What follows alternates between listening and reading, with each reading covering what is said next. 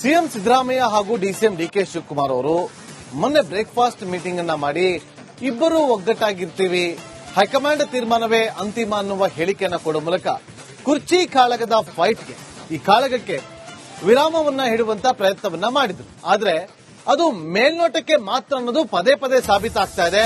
ಯಾಕೆಂದ್ರೆ ಶಾಸಕ ಅಜಯ್ ಸಿಂಗ್ ಅವರು ಕೊಟ್ಟಂತಹ ಸ್ಫೋಟಕ ಹೇಳಿಕೆ, ಕಾಂಗ್ರೆಸ್ನಲ್ಲಿ ಮತ್ತೆ ನಾಯಕತ್ವ ಬದಲಾವಣೆಯ ಹೇಳಿಕೆ, ಸಿದ್ದರಾಮಯ್ಯ ಆಪ್ತರಿಂದಲೇ ಈ ಒಂದು ಹೇಳಿಕೆ ಹೊರಬಿದ್ದಿರೋದು. ನಾಳೆ ಸಿಎಂ ಸಿದ್ದರಾಮಯ್ಯಗೆ ಡಿಸಿಎಂ ಅವರು ನಾಟಿ ಕೋಳಿ ಔತಣ ಅರೇಂಜ್ ಮಾಡಿದ್ದಾರೆ. ಸಿಎಂ ಬದಲಾವಣೆ ಆಗ್ಲೇಬೇಕಲ್ವಾ, ಜನವರಿ ಅಥವಾ ಫೆಬ್ರವರಿ ಆ ಸಂದರ್ಭದಲ್ಲಿ ಆಗ್ತಾರೆ ಅಂತೇಳಿ ಶಾಸಕ ಅಜಯ್ ಸಿಂಗ್ ಏರ್ಪೋರ್ಟ್ನಲ್ಲಿ ಸ್ಫೋಟಕ ಹೇಳಿಕೆಯನ್ನ ಕೊಟ್ಟಿದ್ದಾರೆ. ಎಲ್ಲರೂ ಕೂತು ಚರ್ಚೆಯನ್ನ ಮಾಡಿ ನಿರ್ಧಾರವನ್ನ ತೆಗೆದುಕೊಳ್ತಾರೆ ಅನ್ನುವ ವಿಚಾರವನ್ನ ಪ್ರಸ್ತಾಪ ಮಾಡಿದ್ದಾರೆ.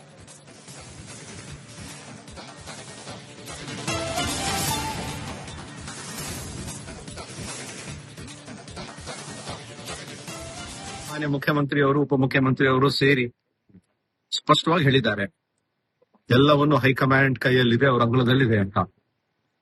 ಈಗ ಬಹುಶಃ ನಿನ್ನೆ ಸಾಯಂಕಾಲ ಕೂಡ ಶ್ರೀಮತಿ ಸೋನಿಯಾ ಗಾಂಧಿ ಅವರು, ರಾಹುಲ್ ಗಾಂಧಿ ಅವರು, ಮಲ್ಲಿಕಾರ್ಜುನ್ ಖರ್ಗೆ ಸಾಹೇಬರು ಎಲ್ಲರೂ ಸೇರಿ ಒಂದು ಮೀಟಿಂಗ್ ಕೂಡ ಮಾಡಿದ್ದಾರೆ.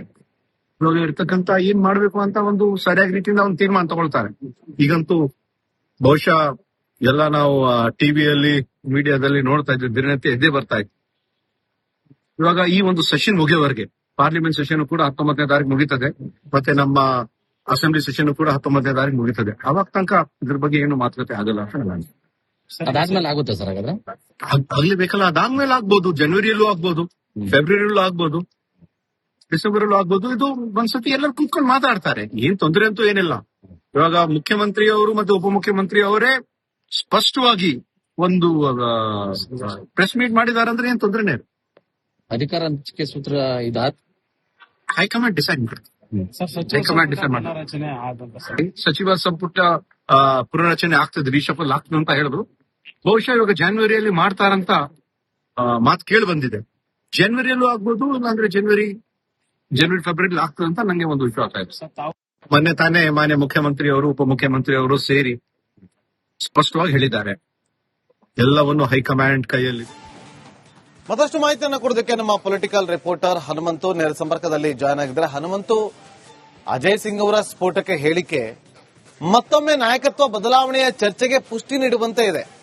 ಅಂದ್ರೆ ಮೇಲ್ನೋಟಕ್ಕೆ ಮಾತ್ರ ಒಗ್ಗಟ್ಟಿನ ಮಂತ್ರ, ಹೈಕಮಾಂಡ್ ನಿರ್ಧಾರವೇ ಅಂತಿಮ ಅನ್ನುವ ಹೇಳಿಕೆ. ಆದ್ರೆ ಅಂತರಂಗದಲ್ಲಿ ಇನ್ನೂ ಆ ಜ್ವಾಲೆ ಹಾಗೆ ಇದೆ. ಹನುಮಂತು,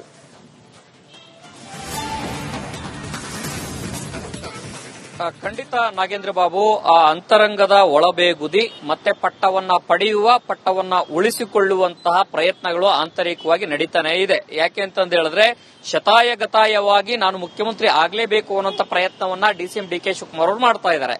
ಮತ್ತೊಂದು ಕಡೆಗೆ ಸಿಎಂ ಸಿದ್ದರಾಮಯ್ಯನವರು ಕೂಡ ಹೈಕಮಾಂಡ್ ಹತ್ರ ಬೊಟ್ಟು ಮಾಡಿ ಹೈಕಮಾಂಡ್ ಮಧ್ಯೆ ಎಲ್ಲವೂ ಕೂಡ ತೀರ್ಮಾನ ಆಗಲಿ ಅನ್ನುವಂತ ಮನಸ್ಥಿತಿಯಲ್ಲಿ ಇದ್ದಂತೆ ಕಾಣಿಸುತ್ತೆ.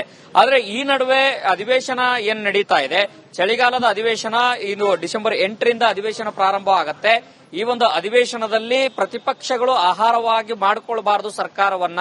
ಯಾಕೆಂತಂದ ಹೇಳಿದ್ರೆ ಅಭಿವೃದ್ಧಿ ವಿಚಾರಗಳನ್ನು ಪ್ರಸ್ತಾಪ ಮಾಡುವುದರ ಜೊತೆಗೆ ಒಂದೊಮ್ಮೆ ಏನಾದ್ರೂ ಮುಜುಗರ ಉಂಟು ಮಾಡುವಂತಹ ದಾಳವನ್ನ ಪ್ರತಿಪಕ್ಷಗಳು ಉರುಳಿಸಿದ್ರೆ, ಅದು ಚಳಿಗಾಲದ ಅಧಿವೇಶನ ರಾಜ್ಯದಲ್ಲಾಗಿರ್ಬೋದು ಮತ್ತೆ ಪಾರ್ಲಿಮೆಂಟ್ ಸೆಷನ್ ಅಲ್ಲಾಗಿರ್ಬೋದು, ಅದು ಸಹಜವಾಗಿ ಕಾಂಗ್ರೆಸ್ ಪಕ್ಷಕ್ಕೆ ಬಹುದೊಡ್ಡ ಮುಜುಗರ ಆಗುತ್ತೆ. ಆ ಕಾರಣಕ್ಕಾಗಿನೇ ಕದನ ವಿರಾಮ ಘೋಷಣೆ ಮಾಡದಂತೆ ಕಾಣಿಸ್ತಾ ಇರುವಂತದ್ದು. ಮತ್ತೆ ಆ ಒಂದು ಹೈಕಮಾಂಡ್ ಸೂಚನೆ ಬಂದ ನಂತರದಲ್ಲಿ ಇಬ್ಬರೂ ಕೂಡ ಒಗ್ಗಟ್ಟಿನ ಜಪವನ್ನ ಮಾಡ್ತಾ ಇದ್ದಾರೆ. ನಾಳೆ ಕೂಡ ಡಿಸಿಎಂ ಡಿಕೆ ಶಿವಕುಮಾರ್ ಅವರು ತಮ್ಮ ನಿವಾಸಕ್ಕೆ ಬ್ರೇಕ್ಫಾಸ್ಟ್ಗೆ ಬನ್ನಿ ಅನ್ನುವಂತ ಮಾಹಿತಿಯನ್ನ, ಆಹ್ವಾನವನ್ನ ಸಿಎಂ ಸಿದ್ದರಾಮಯ್ಯನವರಿಗೂ ಕೂಡ ಕೊಟ್ಟಿದ್ದಾರೆ.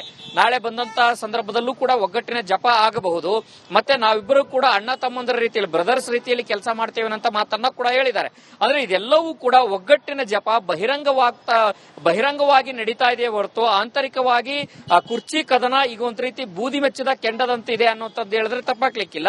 ಇದಕ್ಕೆ ಪುಷ್ಟಿ ನೀಡುವಂತೆ ಅಜಯ್ ಸಿಂಗ್ ಅವರು ಹೇಳಿಕೆಯೂ ಕೂಡ ಸಾಕಷ್ಟು ಕುತೂಹಲ ಮೂಡಿಸಿರುವಂತದ್ದು. ಮತ್ತೆ ಬದಲಾವಣೆ ಆಗ್ಲೇಬೇಕಲ್ಲ ಅನ್ನುವಂತ ಮಾತು ಸಹಜವಾಗಿ ಅದು ಮತ್ತಷ್ಟು ಸಿಎಂ ಬದಲಾವಣೆಯ ಕೂಗಿಗೆ ಮತ್ತಷ್ಟು ಪುಷ್ಟಿ ಕೊಟ್ಟಂತಾಗಿದೆ, ರೆಕ್ಕೆ ಪುಕ್ಕ ಕೊಟ್ಟಂತೆ ಕಾಣಿಸ್ತಾ ಇರುವಂತದ್ದು. ನಾಗೇಂದ್ರ ಬಾಬು, ಓಕೆ, ಈಗ ಒಂದು ಕಡೆ ಸಿಎಂ ಮತ್ತು ಡಿಸಿಎಂ ಹೇಳಿದ್ದಾರೆ, ನಮ್ಮಿಬ್ಬರ ನಡುವೆ ಯಾವುದೇ ರೀತಿಯಾದಂತಹ ಜಗಳ ಇಲ್ಲ, ವೈಮನಸ್ಸಿಲ್ಲ, ನಾವು ಒಗ್ಗಟ್ಟಾಗಿರ್ತೀವಿ ಅಂತೇಳಿ. ಅಂದ್ರೆ ಅದು ತೊಂದರೆ ಇದೆ ಅನ್ನುವ ವಿಚಾರವನ್ನ ಅಜಯ್ ಸಿಂಗ್ ಅವರು ಪ್ರಸ್ತಾಪ ಮಾಡಿದ್ರಲ್ಲ ಹೇಳಿಕೆಯಲ್ಲಿ. ಅಂದ್ರೆ ಸಿದ್ದರಾಮಯ್ಯ ಅವರು ಇಲ್ಲಿ ಗೆದ್ದು ಸೋತ್ರ, ಡಿ ಕೆ ಶಿವಕುಮಾರ್ ಅವರು ಸೋತು ಗೆದ್ರ? ಹಾಗಾದ್ರೆ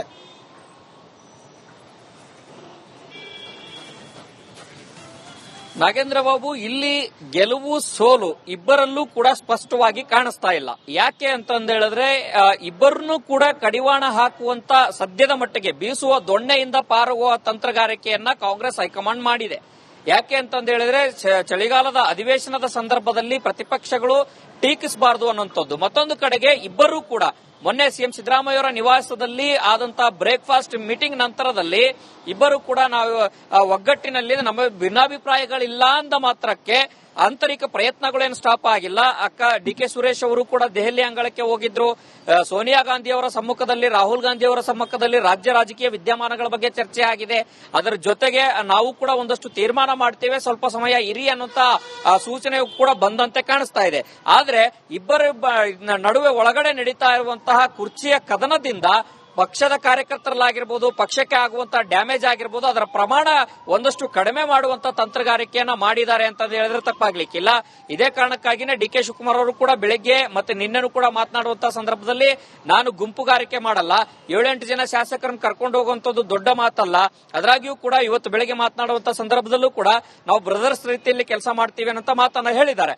ಆದ್ರೆ ಮೇಲ್ನೋಟಕ್ಕೆ ಅಣ್ಣ ತಮ್ಮಂದಿರ ರೀತಿಯಲ್ಲಿ ಕೆಲಸ ಮಾಡಿದ್ರು ಕೂಡ ಸಹಜವಾಗಿ ಒಂದು ಮಾತಿದೆ, ನಾವು ನೆನಪು ಮಾಡ್ಕೊಳ್ಳ ಬೇಕಾಗಿದೆ ಏನಂತಂದು ಹೇಳಿದ್ರೆ, ಹುಟ್ಟುತ್ತಾ ಅಣ್ಣ ತಮ್ಮಿದ್ರು, ಬೆಳೆಯುತ್ತಾ ದಾಯಾದಿಗಳು ಆಗ್ತಾರೆ ಅನ್ನುವಂತ ಚರ್ಚೆಗಳಿದಾವೆ, ಮಾತಿದೆ.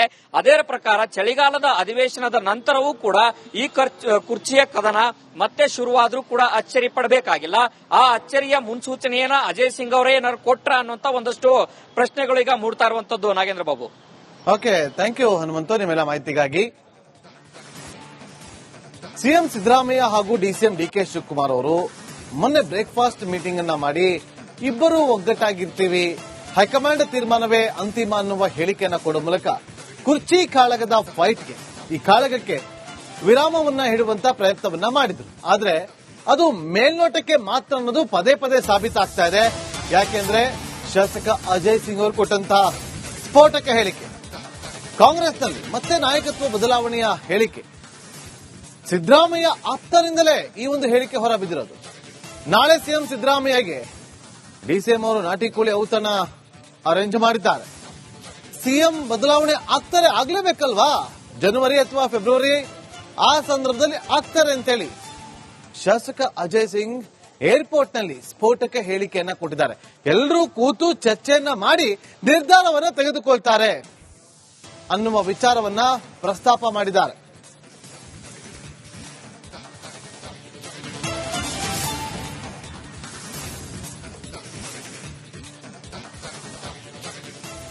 ಮಾನ್ಯ ಮುಖ್ಯಮಂತ್ರಿ ಅವರು, ಉಪಮುಖ್ಯಮಂತ್ರಿ ಅವರು ಸೇರಿ ಸ್ಪಷ್ಟವಾಗಿ ಹೇಳಿದ್ದಾರೆ, ಎಲ್ಲವನ್ನು ಹೈಕಮಾಂಡ್ ಕೈಯಲ್ಲಿದೆ, ಅವರ ಅಂಗಳದಲ್ಲಿದೆ ಅಂತ.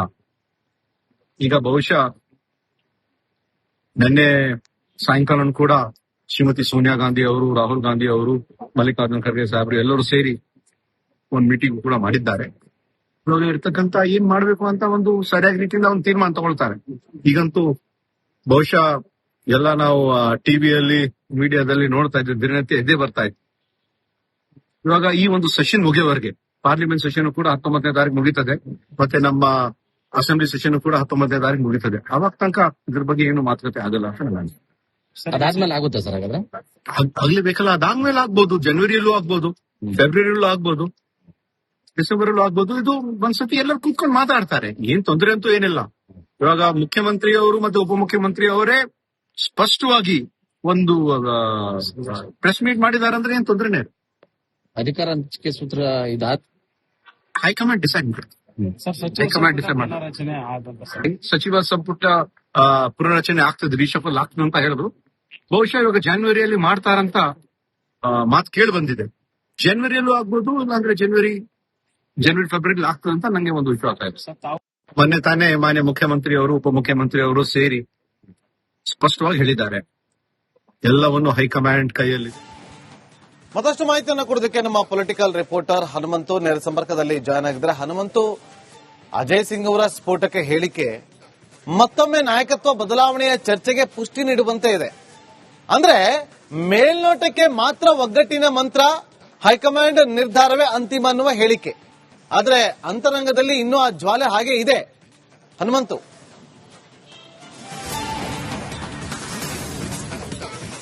ಖಂಡಿತ ನಾಗೇಂದ್ರ ಬಾಬು, ಆ ಅಂತರಂಗದ ಒಳಬೇಗುದಿ ಮತ್ತೆ ಪಟ್ಟವನ್ನ ಪಡೆಯುವ, ಪಟ್ಟವನ್ನ ಉಳಿಸಿಕೊಳ್ಳುವಂತಹ ಪ್ರಯತ್ನಗಳು ಆಂತರಿಕವಾಗಿ ನಡೀತಾನೆ ಇದೆ. ಯಾಕೆ ಅಂತಂದು ಹೇಳಿದ್ರೆ ಶತಾಯಗತಾಯವಾಗಿ ನಾನು ಮುಖ್ಯಮಂತ್ರಿ ಆಗ್ಲೇಬೇಕು ಅನ್ನುವಂತ ಪ್ರಯತ್ನವನ್ನ ಡಿಸಿಎಂ ಡಿಕೆ ಶಿವಕುಮಾರ್ ಅವರು ಮಾಡ್ತಾ ಇದ್ದಾರೆ. ಮತ್ತೊಂದು ಕಡೆಗೆ ಸಿಎಂ ಸಿದ್ದರಾಮಯ್ಯನವರು ಕೂಡ ಹೈಕಮಾಂಡ್ ಹತ್ರ ಬೊಟ್ಟು ಮಾಡಿ ಹೈಕಮಾಂಡ್ ಮಧ್ಯೆ ಎಲ್ಲವೂ ಕೂಡ ತೀರ್ಮಾನ ಆಗಲಿ ಅನ್ನುವಂತ ಮನಸ್ಥಿತಿಯಲ್ಲಿ ಇದ್ದಂತೆ ಕಾಣಿಸುತ್ತೆ. ಆದ್ರೆ ಈ ನಡುವೆ ಅಧಿವೇಶನ ಏನ್ ನಡೀತಾ ಇದೆ, ಚಳಿಗಾಲದ ಅಧಿವೇಶನ, ಇದು ಡಿಸೆಂಬರ್ 8ರಿಂದ ಅಧಿವೇಶನ ಪ್ರಾರಂಭ ಆಗತ್ತೆ. ಈ ಒಂದು ಅಧಿವೇಶನದಲ್ಲಿ ಪ್ರತಿಪಕ್ಷಗಳು ಆಹಾರವಾಗಿ ಮಾಡಿಕೊಳ್ಬಾರದು ಸರ್ಕಾರವನ್ನ. ಯಾಕೆಂತಂದ ಹೇಳಿದ್ರೆ ಅಭಿವೃದ್ಧಿ ವಿಚಾರಗಳನ್ನು ಪ್ರಸ್ತಾಪ ಮಾಡುವುದರ ಜೊತೆಗೆ ಒಂದೊಮ್ಮೆ ಏನಾದ್ರೂ ಮುಜುಗರ ಉಂಟು ಮಾಡುವಂತಹ ದಾಳವನ್ನ ಪ್ರತಿಪಕ್ಷಗಳು ಉರುಳಿಸಿದ್ರೆ, ಅದು ಚಳಿಗಾಲದ ಅಧಿವೇಶನ ರಾಜ್ಯದಲ್ಲಾಗಿರ್ಬೋದು ಮತ್ತೆ ಪಾರ್ಲಿಮೆಂಟ್ ಸೆಷನ್ ಅಲ್ಲಾಗಿರ್ಬೋದು, ಅದು ಸಹಜವಾಗಿ ಕಾಂಗ್ರೆಸ್ ಪಕ್ಷಕ್ಕೆ ಬಹುದೊಡ್ಡ ಮುಜುಗರ ಆಗುತ್ತೆ. ಆ ಕಾರಣಕ್ಕಾಗಿನೇ ಕದನ ವಿರಾಮ ಘೋಷಣೆ ಮಾಡದಂತೆ ಕಾಣಿಸ್ತಾ ಇರುವಂತದ್ದು. ಮತ್ತೆ ಆ ಒಂದು ಹೈಕಮಾಂಡ್ ಸೂಚನೆ ಬಂದ ನಂತರದಲ್ಲಿ ಇಬ್ಬರೂ ಕೂಡ ಒಗ್ಗಟ್ಟಿನ ಜಪವನ್ನ ಮಾಡ್ತಾ ಇದ್ದಾರೆ. ನಾಳೆ ಕೂಡ ಡಿಸಿಎಂ ಡಿಕೆ ಶಿವಕುಮಾರ್ ಅವರು ತಮ್ಮ ನಿವಾಸಕ್ಕೆ ಬ್ರೇಕ್ಫಾಸ್ಟ್ಗೆ ಬನ್ನಿ ಅನ್ನುವಂತ ಮಾಹಿತಿಯನ್ನ, ಆಹ್ವಾನವನ್ನ ಸಿಎಂ ಸಿದ್ದರಾಮಯ್ಯನವರಿಗೂ ಕೂಡ ಕೊಟ್ಟಿದ್ದಾರೆ. ನಾಳೆ ಬಂದಂತ ಸಂದರ್ಭದಲ್ಲೂ ಕೂಡ ಒಗ್ಗಟ್ಟಿನ ಜಪ ಆಗಬಹುದು. ಮತ್ತೆ ನಾವಿಬ್ಬರು ಕೂಡ ಅಣ್ಣ ತಮ್ಮಂದರ ರೀತಿಯಲ್ಲಿ, ಬ್ರದರ್ಸ್ ರೀತಿಯಲ್ಲಿ ಕೆಲಸ ಮಾಡ್ತೇವೆ ಅಂತ ಮಾತನ್ನ ಕೂಡ ಹೇಳಿದ್ದಾರೆ. ಆದ್ರೆ ಇದೆಲ್ಲವೂ ಕೂಡ ಒಗ್ಗಟ್ಟಿನ ಜಪ ಬಹಿರಂಗವಾಗಿ ನಡೀತಾ ಇದೆ ಹೊರತು ಆಂತರಿಕವಾಗಿ ಕುರ್ಚಿ ಕದನ ಈಗ ಒಂದ್ ರೀತಿ ಬೂದಿ ಮೆಚ್ಚಿದ ಕೆಂಡದಂತಿದೆ ಅನ್ನುವಂಥದ್ದು ಹೇಳಿದ್ರೆ ತಪ್ಪಾಗ್ಲಿಕ್ಕಿಲ್ಲ. ಇದಕ್ಕೆ ಪುಷ್ಟಿ ನೀಡುವಂತೆ ಅಜಯ್ ಸಿಂಗ್ ಅವರು ಹೇಳಿಕೆಯೂ ಕೂಡ ಸಾಕಷ್ಟು ಕುತೂಹಲ ಮೂಡಿಸಿರುವಂತದ್ದು. ಮತ್ತೆ ಬದಲಾವಣೆ ಆಗ್ಲೇಬೇಕಲ್ಲ ಅನ್ನುವಂತ ಮಾತು ಸಹಜವಾಗಿ ಅದು ಮತ್ತಷ್ಟು ಸಿಎಂ ಬದಲಾವಣೆಯ ಕೂಗಿಗೆ ಮತ್ತಷ್ಟು ಪುಷ್ಟಿ ಕೊಟ್ಟಂತಾಗಿದೆ, ರೆಕ್ಕೆ ಪುಕ್ಕ ಕೊಟ್ಟಂತೆ ಕಾಣಿಸ್ತಾ ಇರುವಂತದ್ದು. ನಾಗೇಂದ್ರ ಬಾಬು, ಓಕೆ, ಈಗ ಒಂದು ಕಡೆ ಸಿಎಂ ಮತ್ತು ಡಿಸಿಎಂ ಹೇಳಿದ್ದಾರೆ, ನಮ್ಮಿಬ್ಬರ ನಡುವೆ ಯಾವುದೇ ರೀತಿಯಾದಂತಹ ಜಗಳ ಇಲ್ಲ, ವೈಮನಸ್ಸಿಲ್ಲ, ನಾವು ಒಗ್ಗಟ್ಟಾಗಿರ್ತೀವಿ ಅಂತ ಹೇಳಿ. ಅಂದ್ರೆ ಅದು ತೊಂದರೆ ಇದೆ ಅನ್ನುವ ವಿಚಾರವನ್ನ ಅಜಯ್ ಸಿಂಗ್ ಅವರು ಪ್ರಸ್ತಾಪ ಮಾಡಿದ್ರಲ್ಲ ಹೇಳಿಕೆಯಲ್ಲಿ. ಅಂದ್ರೆ ಸಿದ್ದರಾಮಯ್ಯ ಅವರು ಇಲ್ಲಿ ಗೆದ್ದು ಸೋತ್ರ, ಡಿಕೆ ಶಿವಕುಮಾರ್ ಅವರು ಸೋತು ಗೆದ್ರ? ಹಾಗಾದ್ರೆ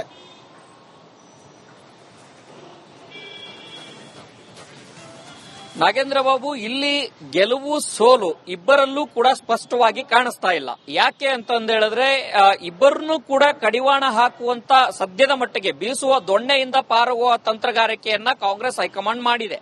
ಯಾಕೆ ಅಂತಂದ ಹೇಳಿದ್ರೆ ಚಳಿಗಾಲದ ಅಧಿವೇಶನದ ಸಂದರ್ಭದಲ್ಲಿ ಪ್ರತಿಪಕ್ಷಗಳು ಟೀಕಿಸಬಾರದು ಅನ್ನುವಂಥದ್ದು. ಮತ್ತೊಂದು ಕಡೆಗೆ ಇಬ್ಬರೂ ಕೂಡ ಮೊನ್ನೆ ಸಿಎಂ ಸಿದ್ದರಾಮಯ್ಯವರ ನಿವಾಸದಲ್ಲಿ ಆದಂತಹ ಬ್ರೇಕ್ಫಾಸ್ಟ್ ಮೀಟಿಂಗ್ ನಂತರದಲ್ಲಿ ಇಬ್ಬರು ಕೂಡ ನಾವು ಒಗ್ಗಟ್ಟಿನಲ್ಲಿ ನಮ್ಮ ಭಿನ್ನಾಭಿಪ್ರಾಯಗಳಿಲ್ಲ ಅಂದ ಮಾತ್ರಕ್ಕೆ ಆಂತರಿಕ ಪ್ರಯತ್ನಗಳೇನು ಸ್ಟಾಪ್ ಆಗಿಲ್ಲ. ಅಕ್ಕ ಡಿಕೆ ಸುರೇಶ್ ಅವರು ಕೂಡ ದೆಹಲಿ ಅಂಗಳಕ್ಕೆ ಹೋಗಿದ್ರು. ಸೋನಿಯಾ ಗಾಂಧಿ ಅವರ ಸಮ್ಮುಖದಲ್ಲಿ, ರಾಹುಲ್ ಗಾಂಧಿ ಅವರ ಸಮ್ಮುಖದಲ್ಲಿ ರಾಜ್ಯ ರಾಜಕೀಯ ವಿದ್ಯಮಾನಗಳ ಬಗ್ಗೆ ಚರ್ಚೆ ಆಗಿದೆ. ಅದರ ಜೊತೆಗೆ ನಾವು ಕೂಡ ಒಂದಷ್ಟು ತೀರ್ಮಾನ ಮಾಡ್ತೇವೆ, ಸ್ವಲ್ಪ ಸಮಯ ಇರಿ ಅನ್ನುವಂತ ಸೂಚನೆ ಕೂಡ ಬಂದಂತೆ ಕಾಣಿಸ್ತಾ ಇದೆ. ಆದ್ರೆ ಇಬ್ಬರ ನಡುವೆ ಒಳಗಡೆ ನಡೀತಾ ಇರುವಂತಹ ಕುರ್ಚಿಯ ಕದನದಿಂದ ಪಕ್ಷದ ಕಾರ್ಯಕರ್ತರಲ್ಲಾಗಿರ್ಬೋದು, ಪಕ್ಷಕ್ಕೆ ಆಗುವಂತಹ ಡ್ಯಾಮೇಜ್ ಆಗಿರ್ಬೋದು, ಅದರ ಪ್ರಮಾಣ ಒಂದಷ್ಟು ಕಡಿಮೆ ಮಾಡುವಂತ ತಂತ್ರಗಾರಿಕೆಯನ್ನ ಮಾಡಿದ್ದಾರೆ ಅಂತ ಹೇಳಿದ್ರೆ ತಪ್ಪಾಗ್ಲಿಕ್ಕಿಲ್ಲ. ಇದೇ ಕಾರಣಕ್ಕಾಗಿನೇ ಡಿಕೆ ಶಿವಕುಮಾರ್ ಅವರು ಕೂಡ ಬೆಳಗ್ಗೆ ಮತ್ತೆ ನಿನ್ನೆನೂ ಕೂಡ ಮಾತನಾಡುವಂತಹ ಸಂದರ್ಭದಲ್ಲಿ ನಾನು ಗುಂಪುಗಾರಿಕೆ ಮಾಡಲ್ಲ, 7-8 ಜನ ಶಾಸಕರನ್ನು ಕರ್ಕೊಂಡು ಹೋಗುವಂತದ್ದು ದೊಡ್ಡ ಮಾತಲ್ಲ, ಅದರಾಗಿಯೂ ಕೂಡ ಇವತ್ತು ಬೆಳಗ್ಗೆ ಮಾತನಾಡುವಂತಹ ಸಂದರ್ಭದಲ್ಲೂ ಕೂಡ ನಾವು ಬ್ರದರ್ಸ್ ರೀತಿಯಲ್ಲಿ ಕೆಲಸ ಮಾಡ್ತೀವಿ ಅನ್ನೋ ಮಾತನ್ನ ಹೇಳಿದ್ದಾರೆ. ಆದ್ರೆ ಮೇಲ್ನೋಟಕ್ಕೆ ಅಣ್ಣ ತಮ್ಮಂದಿರ ರೀತಿಯಲ್ಲಿ ಕೆಲಸ ಮಾಡಿದ್ರು ಕೂಡ ಸಹಜವಾಗಿ ಒಂದು ಮಾತಿದೆ, ನಾವು ನೆನಪು ಮಾಡ್ಕೊಳ್ಬೇಕಾಗಿದೆ ಏನಂತಂದು ಹೇಳಿದ್ರೆ ಹುಟ್ಟುತ್ತಾ ಅಣ್ಣ ತಮ್ಮಂದಿರು, ಬೆಳೆಯುತ್ತಾ ದಾಯಾದಿಗಳು ಆಗ್ತಾರೆ ಅನ್ನುವಂತ ಚರ್ಚೆಗಳಿದಾವೆ, ಆ ಮಾತಿದೆ. ಅದೇ ಪ್ರಕಾರ ಚಳಿಗಾಲದ ಅಧಿವೇಶನದ ನಂತರವೂ ಕೂಡ ಈ ಕುರ್ಚಿಯ ಕದನ ಮತ್ತೆ ಶುರುವಾದ್ರೂ ಕೂಡ ಅಚ್ಚರಿ ಪಡಬೇಕಾಗಿಲ್ಲ. ಆ ಅಚ್ಚರಿಯ ಮುನ್ಸೂಚನೆಯನ್ನ ಅಜಯ್ ಸಿಂಗ್ ಅವರೇ ಏನಾದ್ರು ಕೊಟ್ರ ಅನ್ನುವಂತ ಒಂದಷ್ಟು ಪ್ರಶ್ನೆಗಳು ಈಗ ಮೂಡ್ತಾ ಇರುವಂತದ್ದು. Nagendra Babu, okay, thank you Hanumanthu ನಿಮ್ಮೆಲ್ಲ ಮಾಹಿತಿಗಾಗಿ.